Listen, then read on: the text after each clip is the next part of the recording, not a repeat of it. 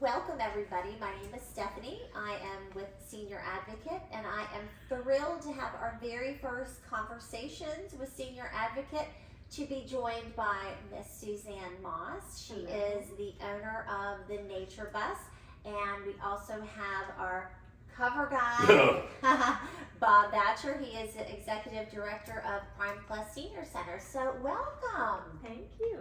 It's good to be here. Thank you.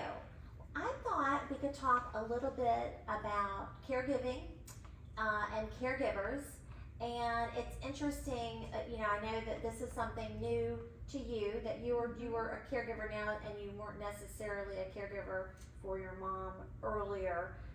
So this is something new to you, and of course, Bob has the senior center and then also adult daycare. So he also sees a lot of caregivers that come in that are family caregivers. But the term caregiver, when I hear that, I feel like a lot of people don't think it applies to them. I feel like it's more of a professional term. So I actually Googled it to see exactly what caregiver, what the definition was. And it is a family member or paid helper who regularly looks after a child, elderly, or disabled person. But when we used to do caregiving support groups, we a lot of times had professionals. We might have an adult daughter. Very rarely do we have a spouse, and I think it's because a spouse didn't consider themselves a caregiver. They just thought, this is what I signed on for when I married my husband or wife. And so I wonder, do people recognize the word caregiver, and do they understand that there are resources out there for them? And maybe we'll start with you. Maybe you can just kind of give us a little background of what you've been through the last few months. Okay. So my mother came to visit in December, and she's still here with me. And I have no experience being a caregiver of elderly, no experience at all. And I didn't even understand what the word Alzheimer's or dementia. I had to Google, what does that mean, right? And go on Amazon and buy a book, the 36-hour work week, and start reading, and I was enlightened. But we're just going through day by day, and I guess I'm a caregiver now.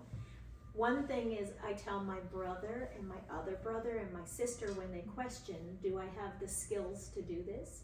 And I said, I have been a mom of 3 kids. They're now all grown, right? So it's the same skill set. Exactly.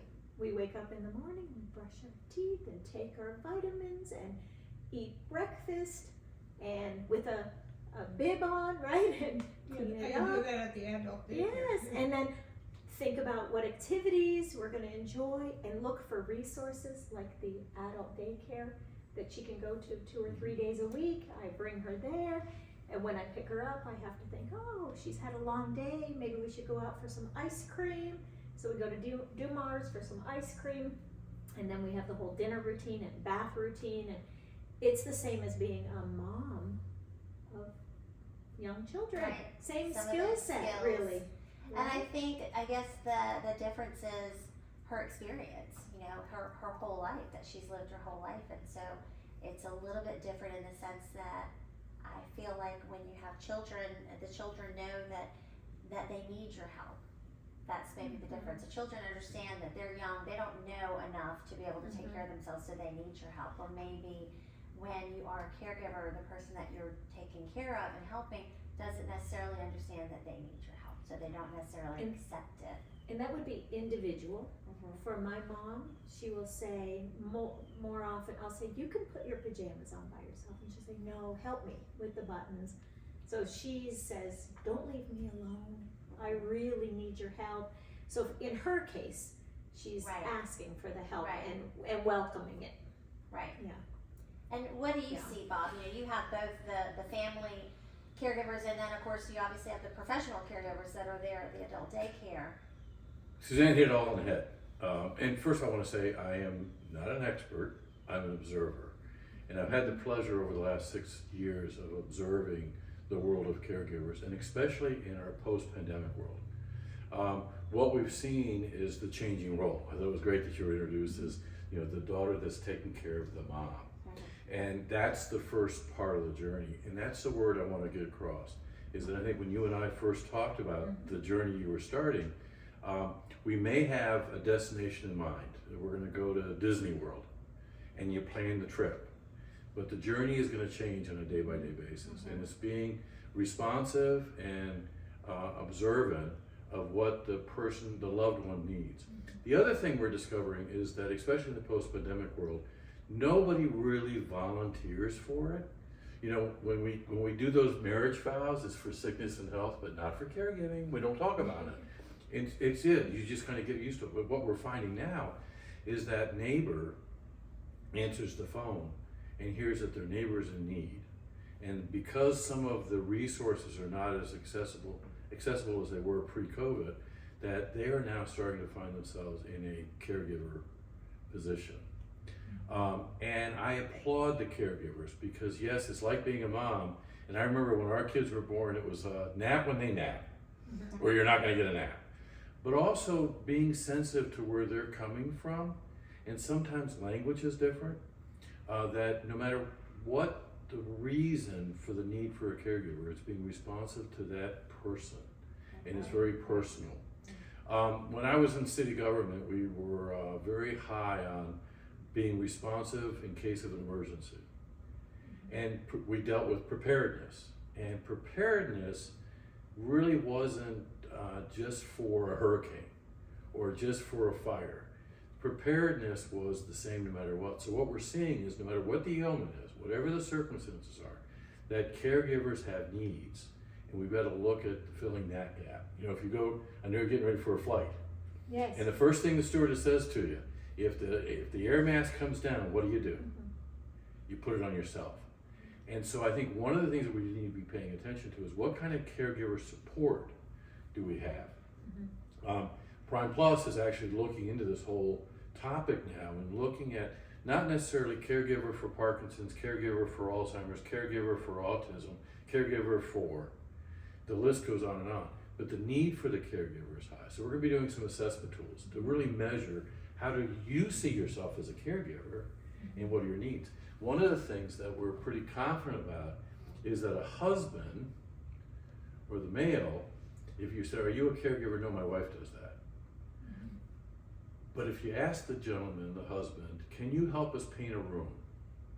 And you put that husband with other male caregivers, guess what they're gonna talk about? Do you know what my life is like?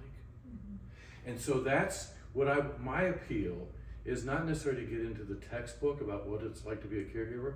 First of all, if you meet somebody who's taking care of an absolutely fantastic mom from Canada, give them a hug. And then really ask what are their needs, because the first thing that goes, as a mom too, is your own personal needs. And so if I can give anything about the expertise, is look out for that surrogate mom who used to be a daughter, that has those dynamics, and giving them the power to be able to let go too. In closing, one of the main things we've seen, what I've observed through COVID, it's been, you're too young to know, the song, You and Me Against the World. You know, that we hunkered down with our loved one and only I can do this. I met with a caregiver yesterday who for over 30 years has been taking care of her husband's 2:30 cleaning of his bag, his urostomy. And I was able to watch the dynamics between her daughter and her as they talked about her husband coming over to our center. And she said, Mom, you used to have somebody else do that. It's time now. It's time to be able to let go and develop that community around you for support. And that I think to recognize that as a caregiver, you're not in it alone, or you can be. But I would hope our appeal would be to the community to embrace that caregiver and say, we're here to support. Yeah, and I feel like the caregivers, a lot of times they have that guilt that they need to be in this role. And as we know, working in healthcare, that typically the caregiver, a lot of times is the person that actually will become physically ill. We've seen that a lot with people that are helping others with Alzheimer's, that they, oh, hello. Hello.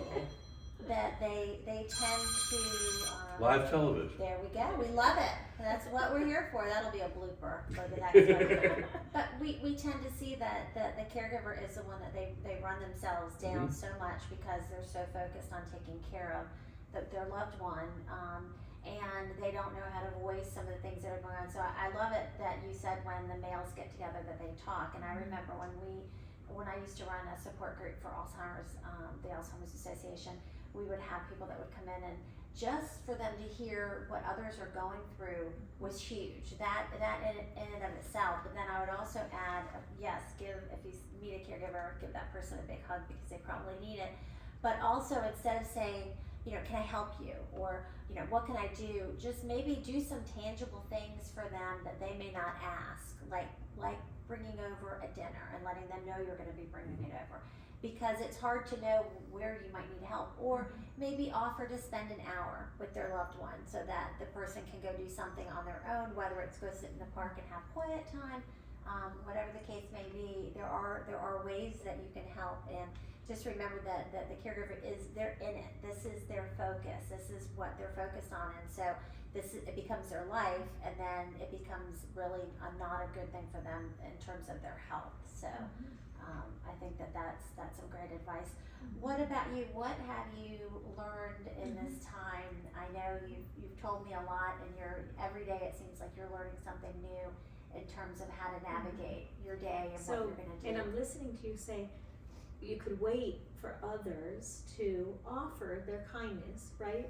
Acts of kindness to bring you dinner or something. I think I'm pretty good at asking for it.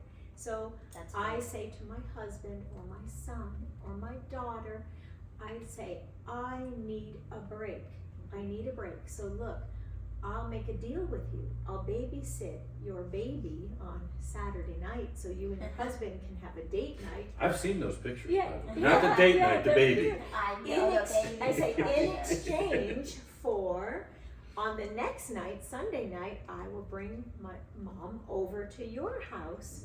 And so I'll give you 4 or 5 hours, you give me 4 or 5 hours, and then I look at my calendar and navigate that ahead of time in the week and plot all these times. So my husband's going to do this here, my son is going to pick her up from the daycare on these 2 days, so I don't have to rush. So I just try to look ahead a week and find breaks. That's wonderful. Need a break. I mean, that's the best advice I would give to any caregiver, to ask. Please Just ask. Definitely. And if I just say, will you please, they'd probably say no, but if I say, I'll trade you something, right? So that works pretty well.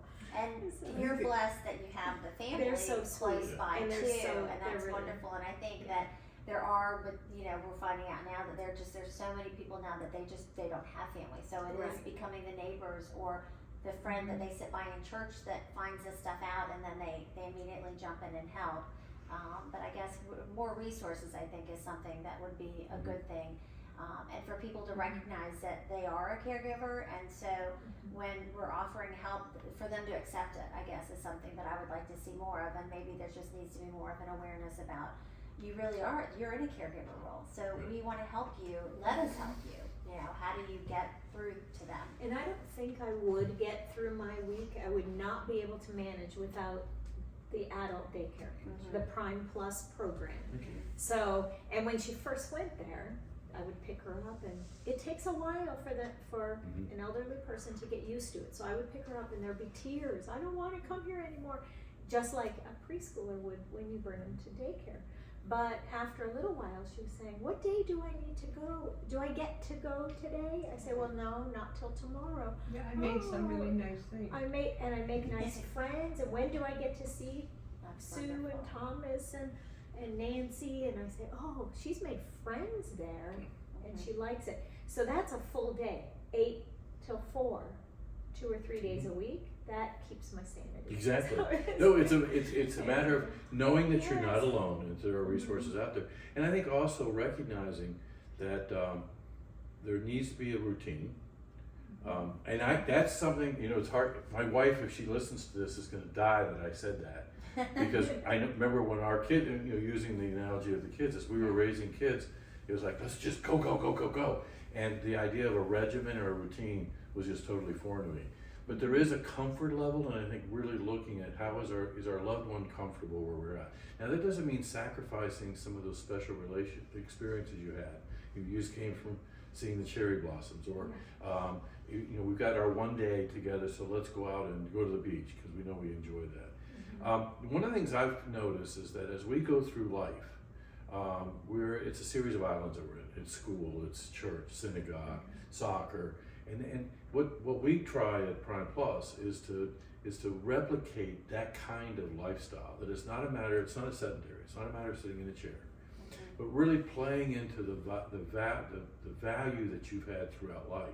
Now it may be little glimpses of it, and I think that's the thing, is becoming satisfied with little glimpses instead of the whole experience, and celebrate those glimpses that you have. But create a relaxed, responsive environment where the person who needs your support knows that you're there, and yet you're understanding where they're at. Now, one of the conversations that we had early on was that we think of Alzheimer's as a mental issue, a brain issue. It's a full body. Parkinson's, full body. Autism, full body. One of the things, and also, when do you become a caregiver, or how do you cope with it? As you know, with Primeplus, we have the active side. And when we started looking at caregiver support, one of our members made the comment that I bet if we looked at our membership, we have a lot of caregivers and we don't know it. Well, we had one of the sessions, and it actually was an attorney that you all use with many of your activities you got, and a couple came in after that. She said, "What's the lawyer that you just had? What's her certifications? Because we'd like to contact her." That's one of the reasons you do what you do with Senior Advocate. And I shared with her that, and I found out that they have a 40-year-old daughter who is very vulnerable, and she's trying to live on her own, and they need to protect her in their death. They come to Primeplus as their break because even though she doesn't live with them and they're not doing constant, your mom still worries about you, right? Of course she does. And I just got off the phone with her right before y'all got here. That's a caregiver, and it's a matter of helping to fill that void. We had another gentleman who made the comment his kitchen, was being renovated, and his 28-year-old son has Alzheimer's or autism, and so there's even though he was at Primeplus to do exercise and to play pool, it still was on his mind. So I think for us to not necessarily look at a daughter or a son taking care of a mom or a spouse. Yeah, it's the adult children a lot. It's the adult children too.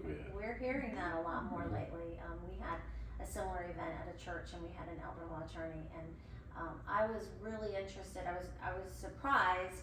At the end, there were, I think, 4 different people in the audience out of maybe 60 people or so that came up and actually said, we have an adult child that has some special needs. And I just thought that was a really high number, but you don't hear about it. That's the thing. They don't talk about it. So they probably don't get any of the resources because they just are doing what they're doing. So I think there's definitely a lot more that we can all do to help caregivers. Certainly one of the reasons that we are starting to do these video chats is just to gain awareness to different topics, different things that we think maybe where we can help. So we certainly invite the audience to chime in, send us emails, send us any information you have on caregiver support groups. That's one of the things that we are looking to do in our next magazine, to do an article about that, so that we have a place where people can go and see all the different locations where we have these support groups. And those pants that are filled with sand, it's called the Botanical Gardens. Oh yes. Botanical Gardens. Did you? Yeah. Yes. At Primeplus, Yes. it's part of It's a your joke. mom's new life. Yes. I love And it. she thinks about it several times That's a cool. day and tells the joke to everybody we meet, right, Mom? That's wonderful. That's awesome. Well, thank you two so much for joining me today. We look forward to just keep doing what we're doing. You're doing a fabulous job, and I'm sure your mom really appreciates what you're Thank doing you. as well. On our last tour last Saturday, it was Sunday. We transferred it to Sunday because of the weather. She hopped on the bus and painted tulips in the tulip field. Yeah, That's wonderful. and came with somebody who was helping her. So And that, I made lots of things for you. yes, and she had such a That's good day. wonderful. So there's still Take her with spontaneity. us. Yes. Yeah, she just came along with us.